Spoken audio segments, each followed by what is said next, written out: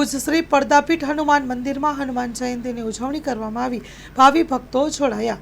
Story report by દર્શન મહેતા, ભુજ. મારું નામ કનકપુરી જગદીશપુરી પૂજારી પૂછાય.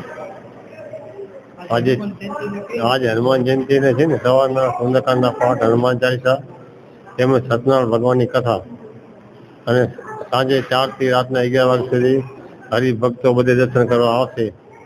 અને સંવંત 1861 કારતક સુધી દિયાસરી છે હનુમાનજીની મૂર્તિ જમીનમાંથી નીકળેલી છે અને બધી હરિભક્તોએ બધે મંદિર બનાવવામાં આવ્યું છે. ત્યારથી આજ સુધી આ હરિભક્તોની મદદથી બધે આ ધાર્મિક કાર્યક્રમ કરવામાં આવે છે. અને દર્શન એના વડીલો પરથી આજે હનુમાન જયંતિ પ્રેમ ભાવથી અહીંયા પ્રસાદ લે છે. બધે હરિભક્તો દર્શન કરવા આવે છે અને શરીરનો સાથ સહકાર બધે સારો મળે છે.